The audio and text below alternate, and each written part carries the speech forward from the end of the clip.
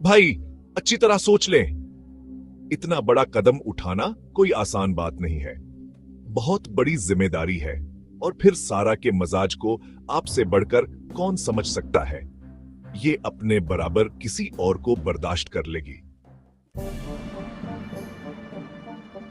अपना नाम सुनकर सारा ने बेख्तियार गर्दन घमाई। उमी और नाइला फप्पो सर जोड़े बैठी थी। नाइला, मैंने सब कुछ सोच समझकर ही तुमसे बात की है। कई दिन से मैं इसी मसले पर सोच रही थी, लेकिन अब मैंने फैसला कर लिया है। सारा सर झटककर गढ़ या के घर को तरतीब से सजाने लगी।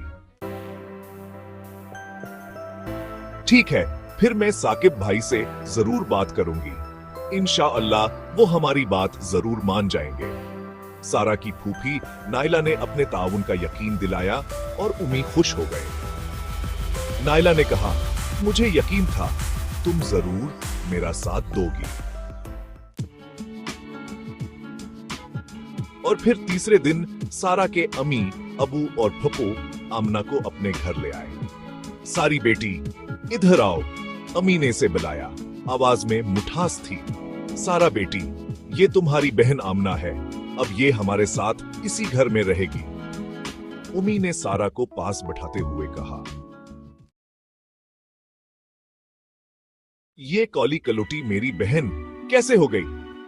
सारा ने यकमकड़े होकर हाथवस कैप वावर अमिया एक दूसरे का मिंतकने लगे, जबकि आमना के चेहरे पर किसी किस्म के कोई तासरात न थे।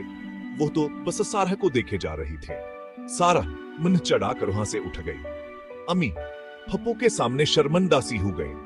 कोई बात नहीं, मैं जल्द हया से मना लूंगी। बस जरा जदी तबीयत की है। चलते चलते सारा ने अम्मी की आवाज सुनी। रात को उमी ने आमना को सारा के कमरे में ले आई। आमना 7 साल की एक मासूम सूरत बची थी। सारा इससे 2 साल बड़ी थी। इसने जब भी आमना का जायजा लिया, उसके चेहरे पर बेचारगी सी छाई नजर आई। उसे बस्तर पर लिटाकर उमी ने लिहाफ दुरुस्त किया और फिर जाते जाते सारा का लिहाफ दुरुस्त करते हुए इसकी पेशानी पर बोसा दिया। लेकिन सारा सूती बन गई। 2 दिन गुजरे, फिर 4 दिन और फिर पूरा हफ्ता गुजर गया। सारा की झंझलाहट बढ़ती जा रही थी। अम्मी आमना को वो अपने साथ बातों में लगाए रखते।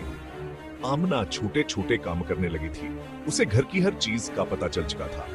जब सारा स्कूल से घर आती तो आमना हंस का बीगा उठाकर मुकर्रर हजगह पर रखती, फिर उसके बेतरतीब पड़े जूते रेक में लगा देती। सारा स्कूल के लिए तैयार होते हुए वह शुक से देखती। सारा के 5वें के इम्तिहान हो जाएं तो आमना को भी तीसरी में दाखिल करवा देंगे। एक दिन सारा की उमी ने शोहर से कहा और वो वहां में सर हिलाते हुए बाहर निकल गए।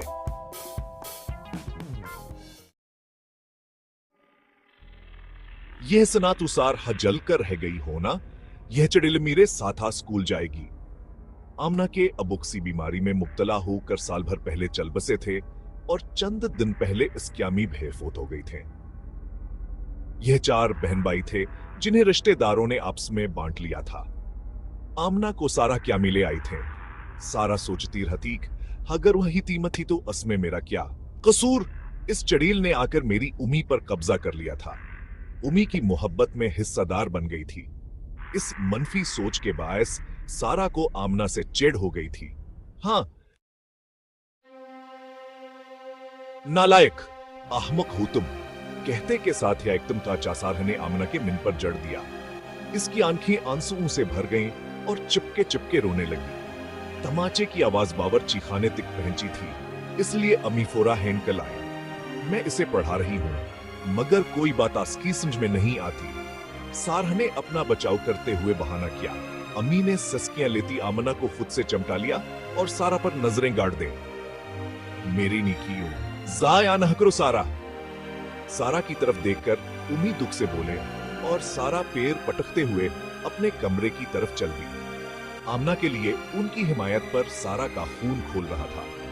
वो गुस्से में बस्तर पर जागरी और तकिए में मुंह छुपा लिया। सारा ने ख्वाब में देखा, हाँ एक जगह लोगों का बेपनाह हजूम था। हर तरफ इंसान है, इंसान थे, मगर सबाजम भी थे। न सारा को किसी की पहचान थी और न किसी को सारा की। वह एक का मिन्हदीख रहे थी कि कोई अपना नजर आए, लेकिन किसी को सारा से कोई गर्ज न थी। वह घबराने लगी। उसी हजूम में सारा अम्मी अबू की तलाश करने लगी। कभी किसी के पीछे भागती और कभी किसी को आवाज देती।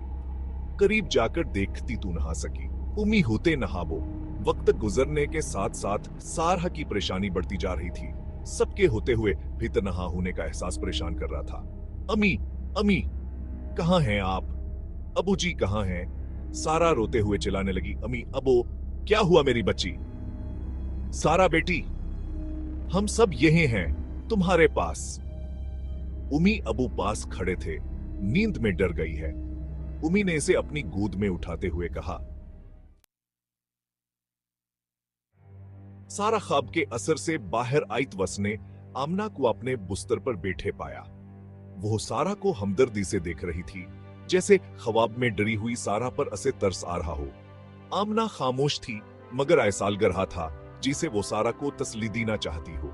सारा ने इशारे से उसे अपने पास बुलाया और मोहब्बत से उसका हाथ थाम लिया। अपनों से बछड़ने का गम क्या होता है, उस ख्वाब ने उसे समझा दिया।